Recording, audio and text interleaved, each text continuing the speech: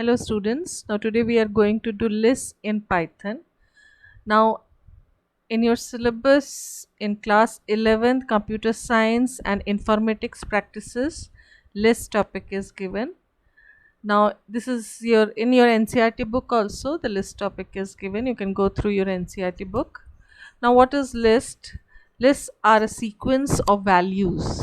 A list is a data type that can be used to store any type and number of variables and information. The values in the list are called elements or items or list members. So any type means heterogeneous values. किसी भी type के data type के values को हम store कर सकते हैं.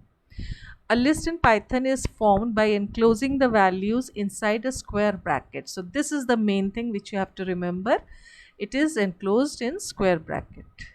Unlike strings, lists are mutable. Mutable means whose values can be changed. In strings, the values cannot be changed. In list, you can change the value. This is the main feature of list. Values in a list can be changed or modified and can be accessed using index value enclosed in square bracket. So as per the position, it will get the index value. The forward indexing starts from 0 and the reverse indexing starts from -1. Now how to write the list syntax? List name is equal to in square bracket item 1, item 2 and so on. For example, list 1 L1 equals to in square bracket 10, 20, 30, 40. Or consider list 1 containing 10 elements. So 10, 20, 30, 40. In square bracket you have to mention all the list items. Next is this list in computer memory shall be represented as shown in this figure. Now this is very important. This is the main list 10, 20, 30, 40. This is the main list. To access the element, you have positive index by default, it is given, and this is the negative index. If you want to access the first element and the name of this list is list, then in list, if you write in square bracket 0, it will show the first element. Same way in list in square bracket, if you write -10, it will show the first element. So this is called list indexing, or to access the element of the list you will use this index. So this is the most important part in list. In forward indexing will be having the positive index and reverse indexing will have the negative index. Forward indexing starts from 0, that is positive index starts from 0, and negative index from reverse we are starting from -1 till minus length of the list, whatever length is there. Suppose 10 elements are there, so first element will be -10, index will be -10.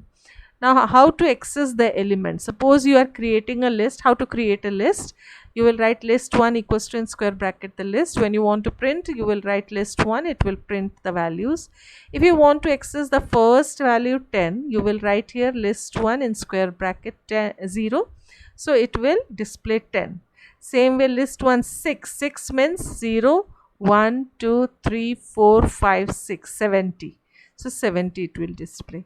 If it is list 1 900, it will display. Same reverse if you take the first one was -10, index was -10, it will display 10, and if it is -5, it will display 60. So this is your list indexing, or to access the elements, this is the method. So I think it is clear to you. We will solve practically also.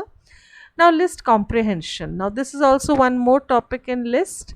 List comprehension is an elegant and concise way of creating a new list from an existing list in Python. List comprehension consists of an expression followed by for statement inside square bracket. Now this is from one list you can extract some elements as per the condition and you can make a new list. So this is a very important topic. So any new list you can create equals to the expression from this you can take, and for item in list, so each item from the list it will collect, and with if it will check the condition. So it is similar to your for loop, like for item in list, if condition, and then the expression we used to write. Same way it is functioning here. Now here you can see the example. List 1 will be equal to I into 1 for I in range 5, means 5 means 0 to 4. It will take 1 by 1, first 0, then 1, then 2, like this till 4.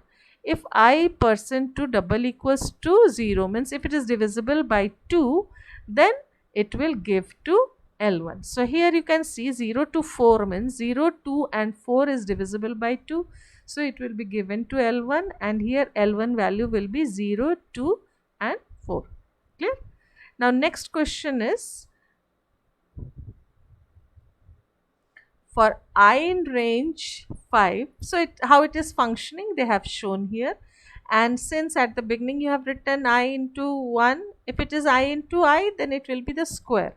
So here if it is I into I, then you will get the square of each element. Clear? Now next is, it should be 1 here. It was the explanation of the previous question only. So next one is list slicing. So many examples of that we can do. All like here they have given only to collect the even numbers. If it will be odd numbers, then here we will write double equals to 1 or not equals to 0. Then for other questions also we can just change the condition. Suppose if I write here I percent 3 double equals to 0, then all the elements which are divisible by 3, that is 0 and 3, will be coming here. So this is list comprehension. Now next topic is list slicing. In list slicing we are using start, stop and step value. That is the extraction of a subpart from a list. So list slices are the subparts of a list extracted out. List slices can be created using index. Here these are the index position indexes. Slicing is used to retrieve a subset of values. A slice of a list is basically its sublist. While indexing is used to obtain individual items, slicing allows us to obtain a subset of items. When we enter a range that we want to extract, it is called range slicing. Clear? So in this list slicing we are extracting a part of the list. एक बड़े list से एक part को extract करना है, जिसमें हमको start कहाँ से शुरू करना है, stop कहाँ तक जाना है, ये हमेशा एक बढ़ा के लिखते हैं. और step continuation में step value नहीं डालेंगे तो +1 होगा. If you are mentioning the step value, suppose 2 I have written, तो एक एक छोड़ के वो collect करेगा. So this is list slicing. In list slice, if the start value is missing, then it will start from 0 index. If stop value is missing, then it will print till the end. If stop index is given, then it will stop at index stop -1. That is, stop is excluded. Clear?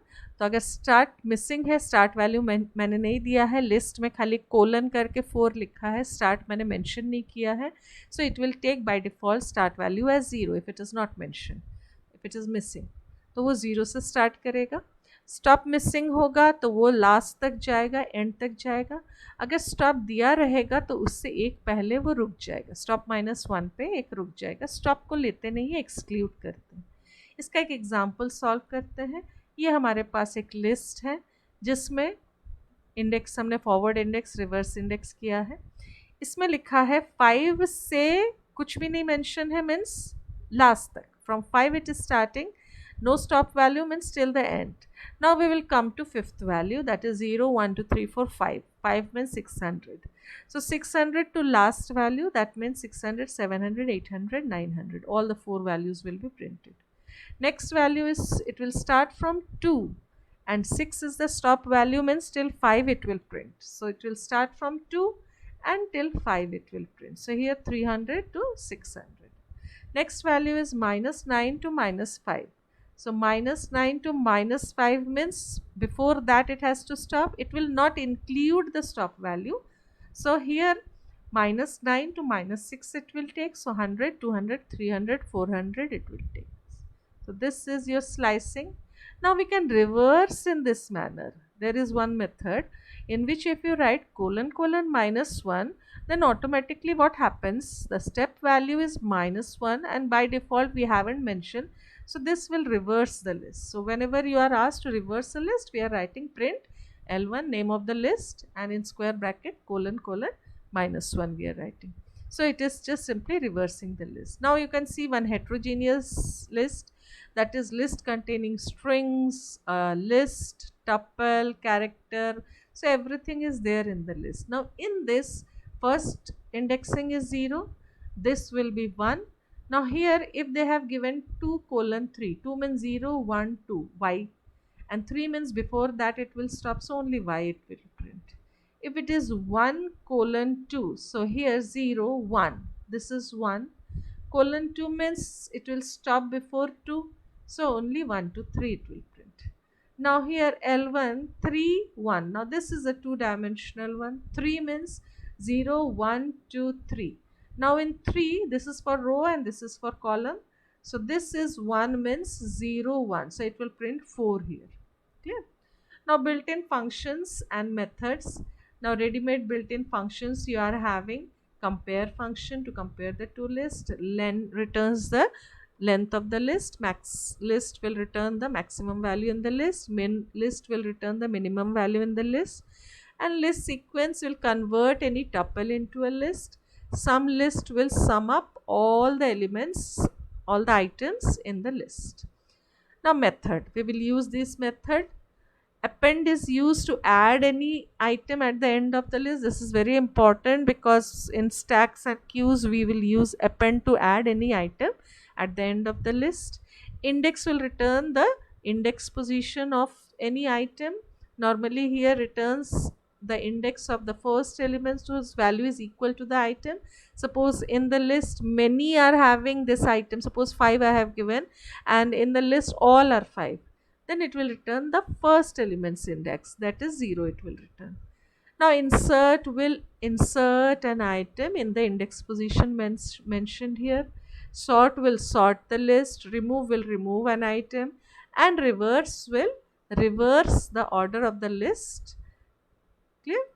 Now next is a program which calculates the maximum, minimum and mean average from the inputted list. So here you have seen a list is given, how many elements you want to input, you have taken from the user n, then you have used a while loop and this will repeat n number of times. User will enter the element of the list and it will append in the list. So here you can see that using append function we are creating a list by adding the list after taking from the user. Now we are storing after coming out the maximum value of the list using max function, using min function minimum value of the list, and using, now mean is not a ready-made function, so for mean what you have to do, sum of the list divided by the length of the list, this will give you the average mean. Clear? So we will print the maximum, minimum and mean, that is average.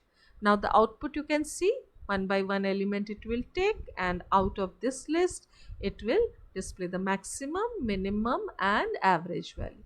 Next is copying a list. Now from one list you can make a second list, like list 1 is having 1 to 3. List 2 equals to list 1 means you have copied list 1 in list 2. Clear? So this you can copy the list from one to another. Same way you can append in any list using dot append 10. So 10 will be added at the end. If you want to add in list 2 again, then you have to write here.